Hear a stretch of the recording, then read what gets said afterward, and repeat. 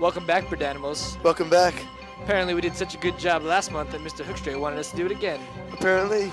And we can never decline an offer, so here we are. Here we are. I'm still Brian. And I'm still Robert, I hope. You're not. Let's enjoy this week of 272 Berdan.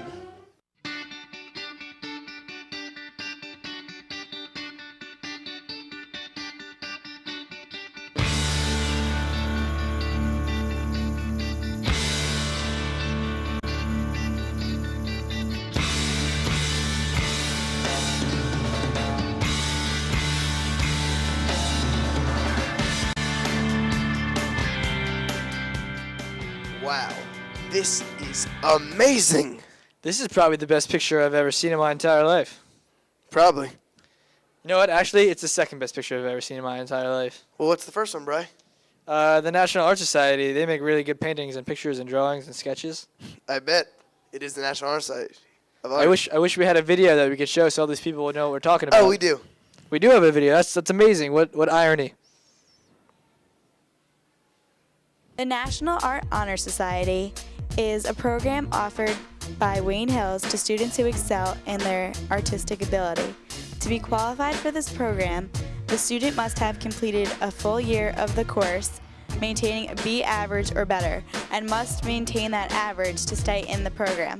These students have great skill in their artistic ability and perform in the annual art show and during the Youth Art Month of March. And they have many things around the school that we can take a look at to see what they're all about. Well, actually, National Art Honor Society is for any student who's in an art program at Wayne Hills right now, and they have a B or better, and they're really interested in art, and they don't apply for it. We kind of just send out letters after we see your grades and see what art classes you're in. And to stay in the program, you have to participate in all the National Art Honor Society meetings. You have to come to all of them. And you have to stay active, and usually at the meetings we kind of do activities. Sometimes we paint something, or we had for Valentine's Day cookie decorating. If you look around the school, you can see murals that the students themselves have painted.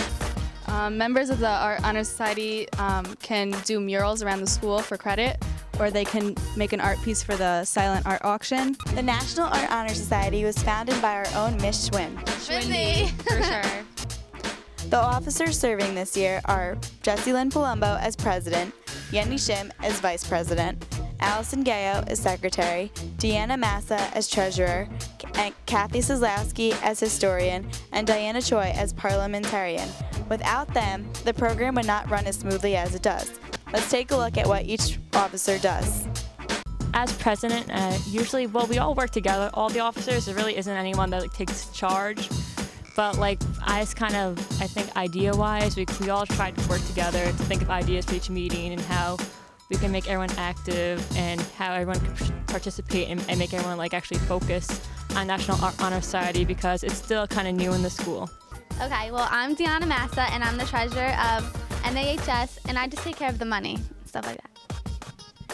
Okay, well, I'm Yenny Shim, and I'm vice president, and basically at meetings, we just get all the members together, and we just make decorations, and we do arts and crafts projects.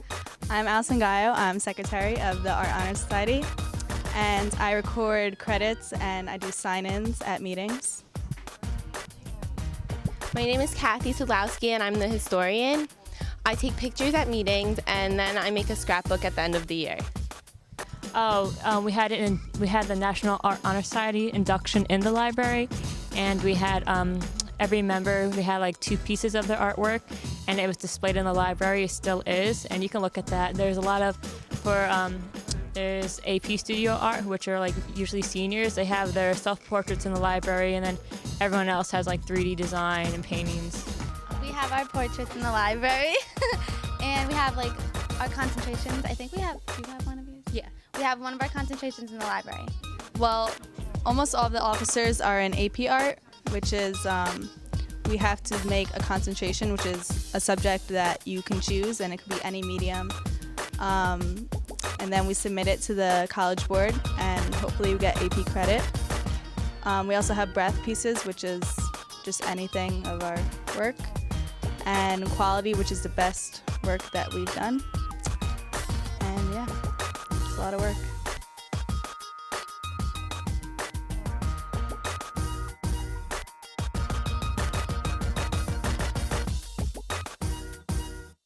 Hello, fellow Berdanimals.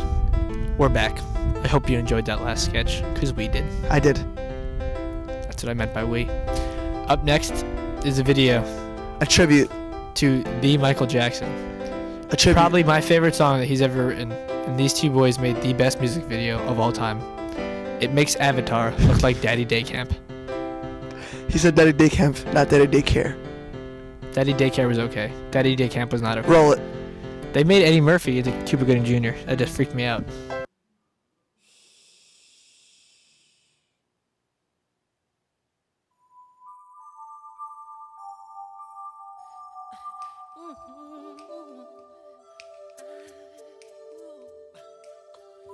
Gonna make a change for once in my life. It's gonna feel real good. Gonna make a difference. Gonna make it right. As I turn up the collar on my favorite winter coat, this wind is blowing my mind. I see the kids in the street with not enough to eat. Who am I to be blind, pretending not to see their need? A son's disregard, a broken bottle top, and a one-man soul.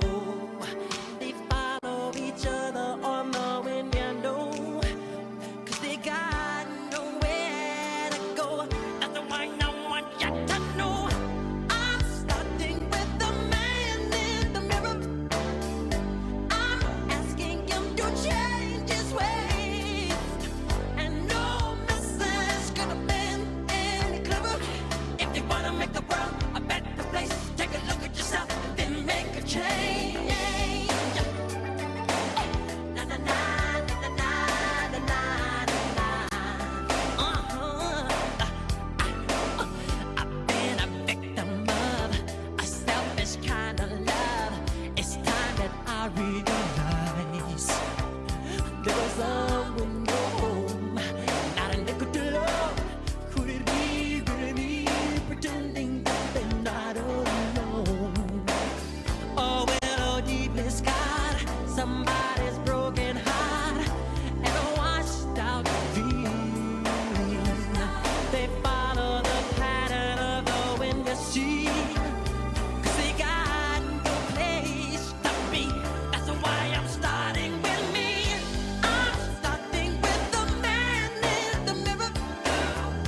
I'm asking him to change his ways, and no message could have been any clearer. If you wanna make the world a better place, take a look at yourself, then make a change. I'm starting with the man in the mirror. I'm asking him to change his ways, and no message could have been any clearer. If you wanna make the world a better place, take a look at yourself, then make that change. Starting with the man in the mirror. Change his ways. No message could have been any clearer. If you wanna make the world a better place, take a look at yourself and then make the change. You gotta get it right while you got the time. Now you close your heart, then you close your mind. That man, with that man, that man, that man, that man, that man, that man. You know that man could have been any clearer. If you wanna make the world a better place, take a look at yourself, then make that change. Na na na na na na na.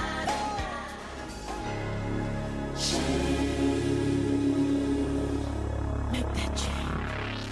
Bro, I'm so hungry. Oh, Can't believe you ate my last granola bar. I'm so angry at you right now. I'm angry myself. I know, I'm just so hungry. Wait, bro, the culinary competition. What's that? It's when like all the kids in the culinary competition, they make food, and then people go and they eat all the food and they get to pick which one is the best. We can go. It's now? Let's go. It was last week, but we have a video of it. Roll it. So hungry. Wayne Hills students participated in the second annual cooking competition that was sponsored by Sodexo. My team name is We Walk because we're from Asia. We made food from all different places in Asia. The type of food that my group is making is Italian.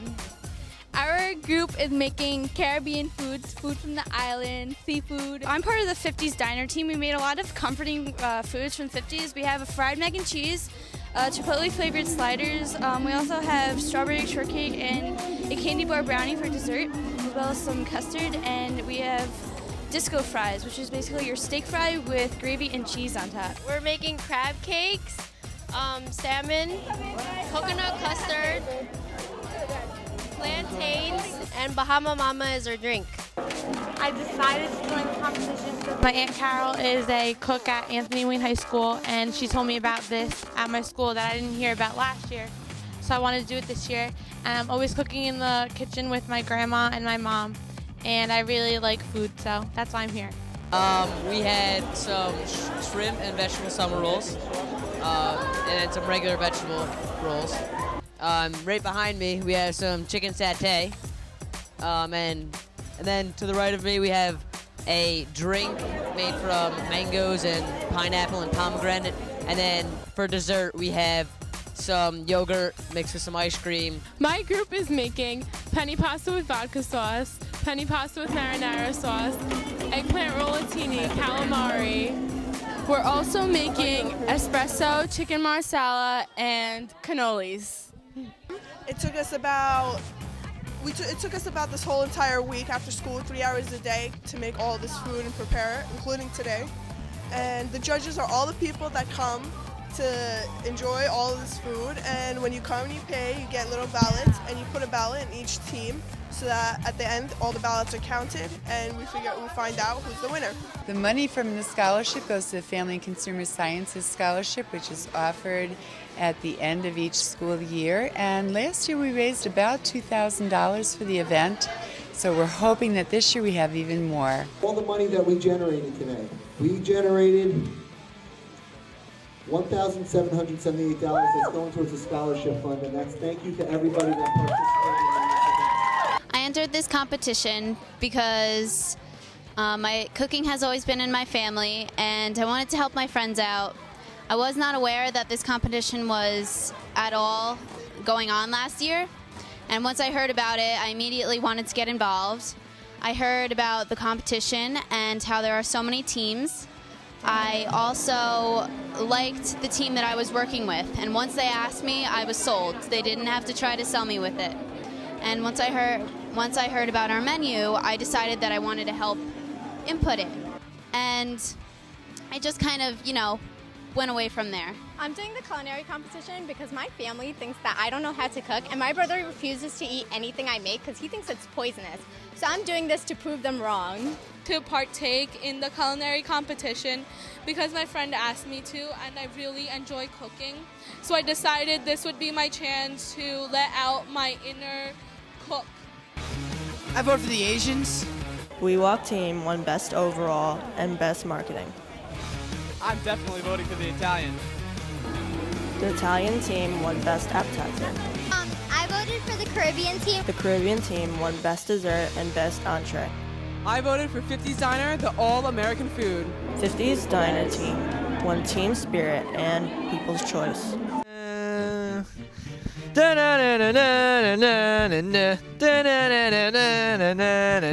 Wait, Rob, what are we doing again? We're practicing pole vaulting. What's a pole vault? You know what pole vaulting is? Rob, I've never heard of pole vaulting ever in my entire life. It's the 21st century's basketball. It's gonna be it's the biggest hit around. All right. But what's basketball? Rob. Roll it. You don't tell him to roll it. We're still talking. We're having a conversation here, Rob.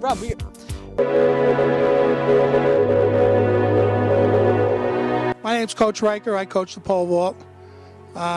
This is my 43rd year of coaching the pole vault. plus 8 years that I competed, so I've been around it for quite a while.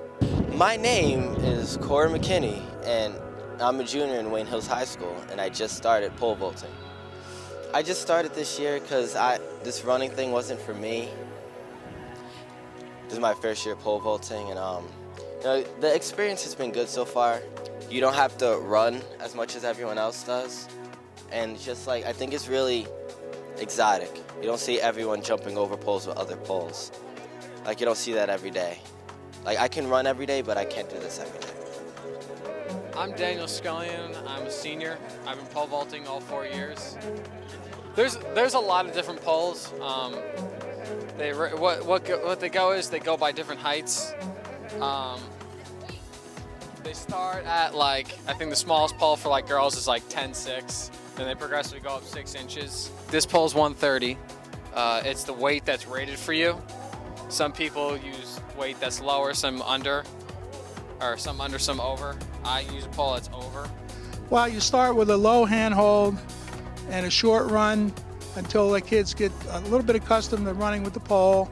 Then we run from a little farther back. We start them out on the sand, in the sand pit, doing some sand drills so they get the feeling of getting up into the air. And then when we feel comfortable that they're doing that, we move them over on the pole vault runway and give them a chance to try and clear the bar. As they start out, the less experienced vaulters can do 6 feet if they're lucky, something like around there. And as they get more and more experienced, they can do a grand height of 10 feet. 10 feet's a really good height. First of all, you have to learn how to carry the pole. And it's way different than just running on a flat track, because now you have an implement that's about 14 feet long, and you have to try and incorporate that into your run and continue to run fast. Then you need to have to plant the pole, which is to put the pole in the vaulting box and jump off the ground at the same time. So they're the big things: the run, the plant, and then the finish. Like that. You have to line it up, and then when you're about to go, you swing it up like this, and you go back and forth. And then when you run, and then you plant it, and then you swing your feet up, and then you go over the pole. I think anybody who has a little bit of courage and wants to do something exciting, they should try out for the pole vault. They need to be able to run fast, they need to have some upper body strength, and they need to be a little crazy because you're up in the air. But everybody should try. I love pole vaulting. It's fun. I got into it. It's a fun sport. I enjoy it. To inspire other pole vaulters that want to pole vault, I tell them don't give up the first day, because the first day you kind of make a fool out of yourself when you first start, and just don't give up. Just keep practicing. I know everyone says that, but it's actually true. So yeah, that's what I would say. I'd advise everyone to try it out. You don't know if you're going to be good at it till you try.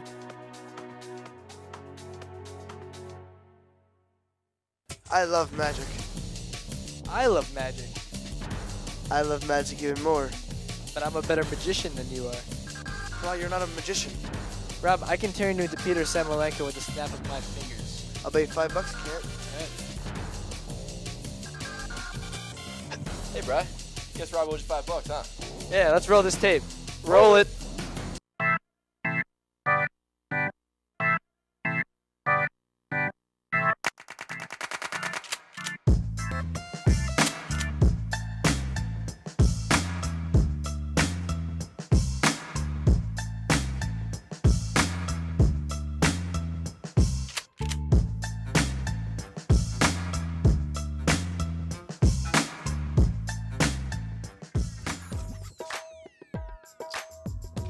Okay, well, I'm probably one of the only magicians in the town, let alone the school.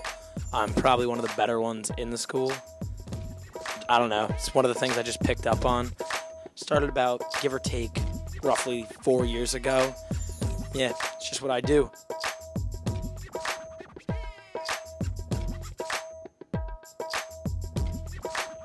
I'm better, but the majority of my friends and people around tell me that I'm probably one of, if not the best in the school. I have the most flair, most style, and I just shock a lot of people. It's how we do. Generally, the most of my magic is just take on other people's work and I build upon it. A lot of the magic I do is my own routines. Everything I do, I've at least customized to make it mine. Generally, I don't like to perform other people's magic unless I put some type of twist on it that's my own, because then what's the fun in just performing people's magic?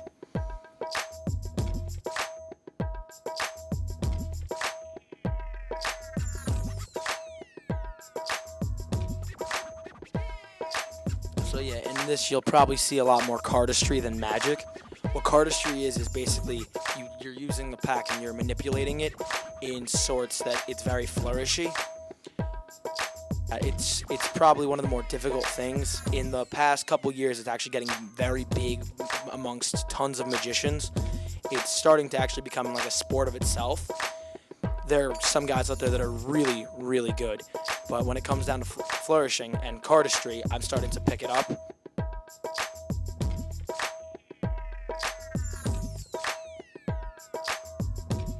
Magic's generally been like a side project I've been working on, and I guarantee I'll be doing it for the rest of my life. It's just always been a part of me, and it probably always will be.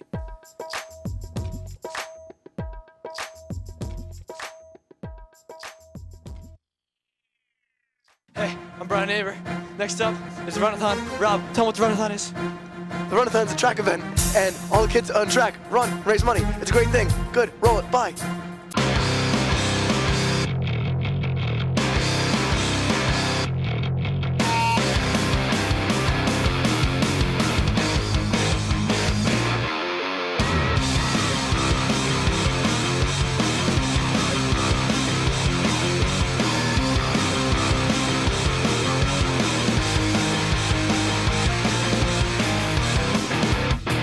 I love the Runathon. You know, it was really fun. You got to run with your friends. You got to run like 20 laps, and you know, it's just a fun thing to do and to raise money. Purpose of the Runathon is to raise some extra money for the program. Make some extra money that we may need for equipment or supplies for the coming years. The importance of the Runathon is to donate money to the track team because the track team really needs it, and we need a new field, which would be nice. So hopefully everything works out. This is the second year of the Runathon, and it's been very, very good so far at raising money for the program. You know, the Runathon, it's just, you got to raise a lot of money. You got to support the track team. We're not going to get a lot of funding from the school, and if we need new stuff like poles, hurdles, you know, new track, that's the money's going to kind of come from the team. But what we put into the team, we get out for the team. It's just to raise money because we need new pole vault sticks and shot puts and discus. It's important for our whole program.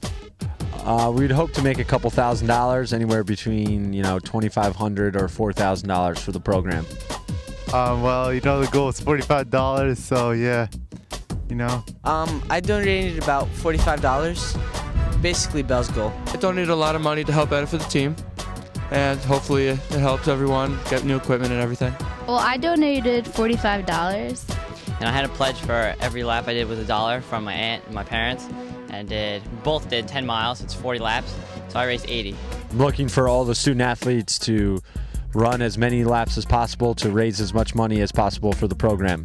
Yeah, I ran 20 to 30 laps. I believe I ran 20 laps. I ran about 20 laps. Obviously, to increase the importance of the Runathon, I mean, there's cuts everywhere, and everyone's losing some funding. So, the more money we can raise, obviously, the more beneficial to the program, since we're going to be losing money just like everybody else. The cuts have made the Runathon very important, being as we may not have the same funds that we've had in previous years. We may need that money, again, for equipment, uniforms, or whatever else we may need during the season. Yes, I think it's essential for the program because it raises money. For the track team, because the economic times are getting kind of hard, and it's crucial. It's crucial that we raise money here. You know, the Runathon, it's just, you got to raise a lot of money. You got to support the track team. We love the Runathon. Absolutely, it's our favorite thing. I want to rock! Rob, this is the stupidest rap. This is your worst idea yet. I told you, we're not a rock band. The only rock band I know is Jake Fertig and Tough. I want to rock! What he means by that is we're just going to roll the next tape, all right? Because Rob is not a musician as good as Tough, so play the Tough song. Hey, everybody. We're tough. Sets.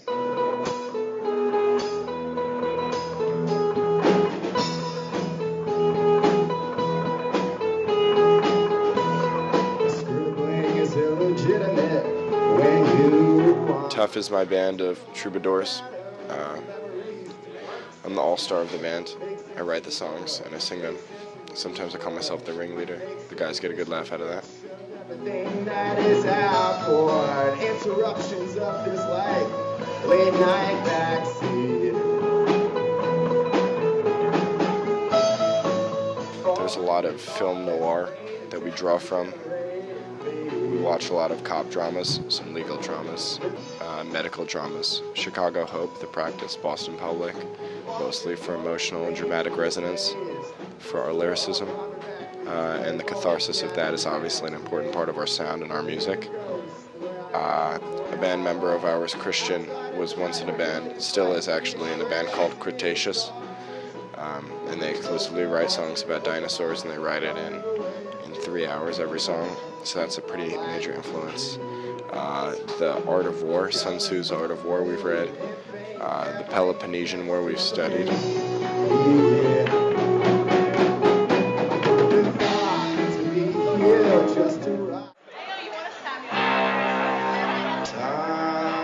Tanya is the person who's directed. It's a fictional character. The lyrics of the song. When I write lyrics, a lot of times, I guess the names are almost like a way to create characterizations. I like to create characters and sing from that position because I have a hard time singing from my own experience. As I said, I talked a little bit before about Sun Tzu's Art of War, and that's something where that comes from a little bit, just thinking about characters in the military field and in history, soldiers. And I'm always on time. And I can't. Tanya is the first girl I kissed at age 5, so I guess that's the exception to the rule.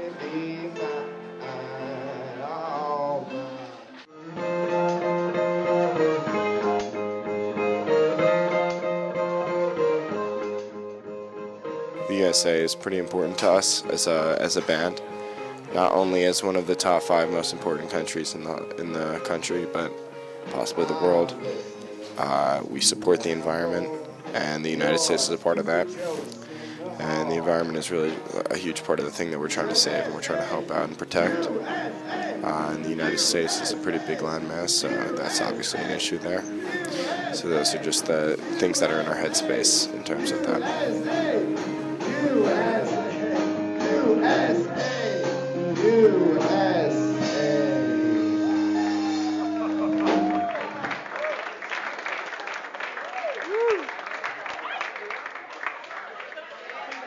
Hey, Berdanimals, if you're still here, that means you liked this month's episode, because we liked it, didn't you, Rob? I did. He loved it. But, sadly, everything has to come to an end. Every rose has its thorn. Like Friends and Frasier. All the good stuff ends. So 24. 24 is not a good show. But, okay, I hope you guys had a good time. We'll see you guys next month. Cross your fingers. Love you, Mom.